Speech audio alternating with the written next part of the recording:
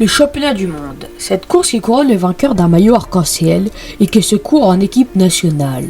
Cet été, les mondiaux de cyclisme se déroulaient à Zurich, en Suisse.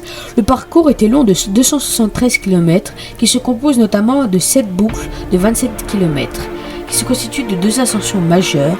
La première, qui est certainement la plus difficile, est celle de Zurich-Bergstraße. Longue de 700 mètres à 8% de moyenne, avec des pourcentages avoisinant les 16%. La deuxième, la côte de Wittikon, est longue de 2 km à 6%. Elle est beaucoup moins pentue que la première, mais elle est plus rectiligne, ce qui implique plus exposée au vent et donc potentiellement plus annihilatrice d'offensive, si le vent venait y être de face. La seconde partie du parcours est plutôt plate, mais exposée au vent. Ce parcours correspond parfaitement à Tadej Pogačar, qui a fait une saison impressionnante en remportant le Giro et le Tour. Cet exploit n'avait plus été réitéré depuis Pantani en 1998.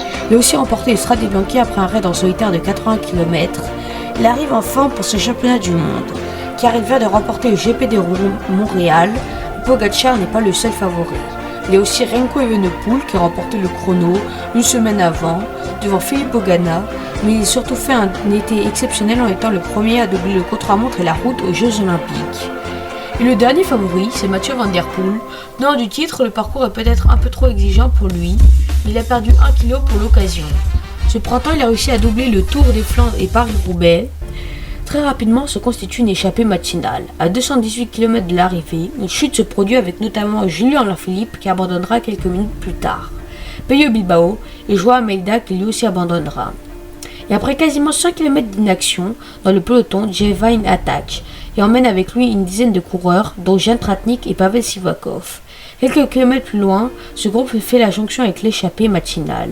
Alors que le peloton s'agite, un homme va attaquer. Tadej Pogačar qui place une attaque à 100 km de l'arrivée. Tadej Pogačar qui secoue le cocotier une première fois. Et ça fait mal. Voilà, c'est ça qui peut. Ben O'Connor qui essaie d'y aller tout de suite. Et là, les Belges sont mal placés depuis tout à l'heure. Remco Evenepoel. Ça fait loin, son bord, mais quand même. Ça fait loin, ouais. Il y a du monde à l'avant. Peut-être que Pogačar s'est dit, voilà, mes équipiers sont plus là ou épuisés. Non, il n'a pas tout mis là dans l'attaque. Tadej Pogačar attaque à plus de 100 km de l'arrivée. Tout le monde pense que, alors que c'est une attaque suicidaire, même Van Der Poel pense cela. Cette décision va leur être certainement fatale. En tout cas, Pogačar continue son raid en solitaire et rentre grâce à l'aide de Tratnik sur l'échappée. Mais s'extirpe un tour plus tard en compagnie de Pavel Sivakov. Les deux vont très bien s'entendre car ils roulent dans la même équipe. Mais encore un tour plus loin, Sivakov lâche et Pogačar va devoir finir les 50 derniers kilomètres tout seul. Derrière lui, le groupe Van Der Poel ne s'attend pas et laisse Pogačar filer vers le titre mondial. Il va pouvoir savourer ses derniers mètres. Il le voulait ce titre mondial. Il aura d'autres occasions, mais il le voulait celui-là. Il veut marquer l'histoire du vélo. Et bien aujourd'hui, il a fait plus que ça.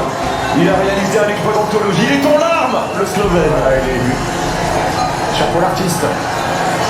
Tadej Pogačar, champion du monde 2024, cette année 2024, c'est la sienne après le doublé, Giro Tour de France, le maillot arc-en-ciel pour Pogačar.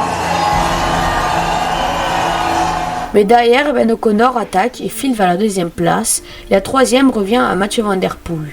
Pogačar a aussi peut-être le plus grand exploit du cyclisme, ne s'arrêtera peut-être pas là car il n'a que 26 ans.